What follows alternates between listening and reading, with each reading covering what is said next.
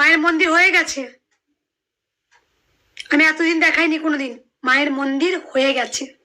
আর কি বলবো, আপনার কাছে অনেক ভক্ত জানেন মায়ের। সকল সন্তানদের একটা কথা বলবো যে আপনারা একটু সকল ভক্তরা একটু মন দিয়ে শুনবেন আমার কথাগুলো। সবাই হরে কৃষ্ণ কৃষ্ণ কৃষ্ণ হরে হরে, হরে রাম রাম রাম হরে হরে। আর সবাই মন প্রাণ ভরে বলুন জয় কৃষ্ণ কালী মায়ের জয়। এটা আপনারা বলবেন।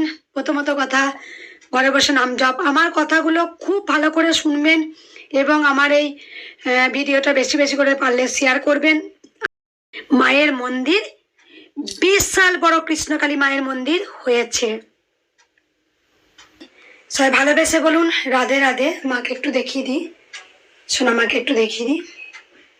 যাক, সবাই সোনামাকে দেখতে পাচ্ছেন, আমি সোনামাকে দেখিয়ে দিয়েছি,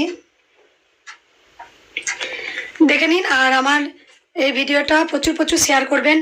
আমি কিছু জরুরি কথা বলবো, মন দিয়ে কথাগুলো শুনবেন সকল ভক্তদের জন্য যারা কৃষ্ণকালী মাকে ভালোবাসেন। যারা বলতে নয়, গোটা পৃথিবী কৃষ্ণকালী মাকে, আমি জানি গোটা পৃথিবীর মানুষ আমাকে ভালোবাসেন, কৃষ্ণকালী মাকে ভালোবাসেন।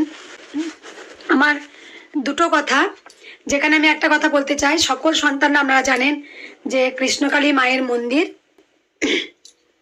সেখানে একটা বন্ধ হয়ে গেছে নয়, বন্ধ করে দিয়েছে কৃষ্ণকালী মায়ের মন্দির। এত মানুষ কাতারে কাতারে প্রতিদিন যেতেন, মাকে পুজো দিতেন।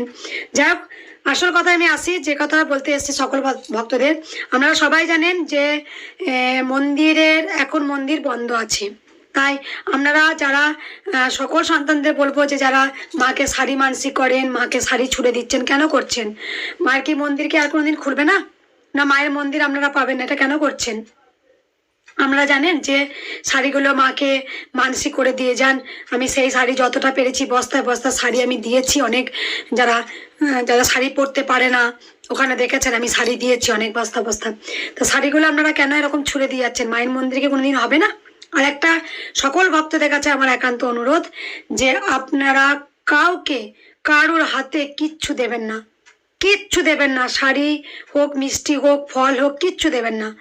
আমি বারবার বলছি, আপনারা একটু খবরটা জানেন, মায়ের মন্দির ওরা বন্ধ করে দিয়েছে। কিন্তু মায়ের মন্দির বন্ধ করে দিয়েছে, কিন্তু মায়ের মন্দির বন্ধ করার ক্ষমতা কারোর নেই।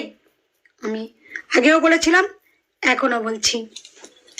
প্রথমত কথা, যেসব ভক্তরা না বুঝে শুনে যারা ফেক ভিডিও দেখে যারা আসছেন, মায়ের মন্দির ওপেন হয়ে গেছে, মায়ের মন্দির ওপেন হয়ে গেছে, আমি কি বলেছি মায়ের মন্দির ওপেন হয়েছে?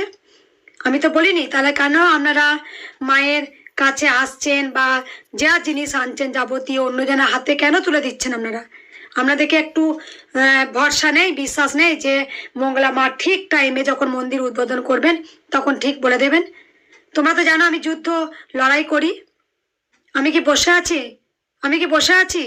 এই যে 15 তারিখে মন্দির যারা জোর জুলুম করে টাকার জন্য মায়ের মন্দিরটা বন্ধ করেছে, সেখানে আজকে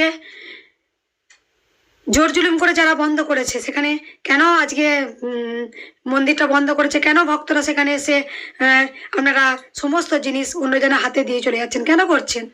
আপনাদের ধৈর্য নেই? আপনাদের একটু ধৈর্য নেই যে না ঠিক মঙ্গলা মা মন্দির খুলবে? হয়েছে তো ঝড়।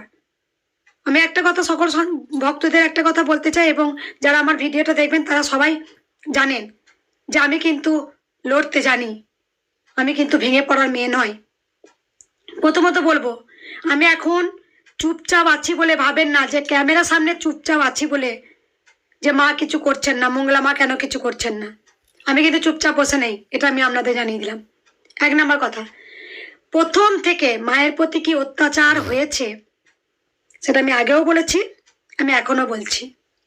এবং বালিয়াড়িতে যে অত্যাচার হয়েছে, কি কারণে হয়েছে সবাই জানেন যে আমি যারা মন্দিরকে ঘিরে তোলাবাজ করেন, যারা টাকার জন্য চলন্ত মন্দির, মায়ের মন্দির বন্ধ করে দিয়ে যায় টাকার জন্যে, আমি কি বলেছিলাম? আপনারা একটু ওয়েট করুন, আমরা ধৈর্য করুন। আমি যুদ্ধ করছি, আমি থেমে থাকার মেয়ে নয়, আমি থেমে থাকি না, আমি যুদ্ধে নামি, আমি যুদ্ধ করতে জানি। আমি কিছু বলি না, আমি সবকিছু এখন এই মিডিয়াতে বলি না। যেভাবে হ্যারাসমেন্ট কৃষ্ণকালী মাকে হ্যারাস্ট হতে হয়েছে, বারবার অপদস্থ হতে হয়েছে, মায়ের মন্দির আটকানোর ক্ষমতা কি কারো আছে? মায়ের মন্দির আটকানোর ক্ষমতা কারণ নেই।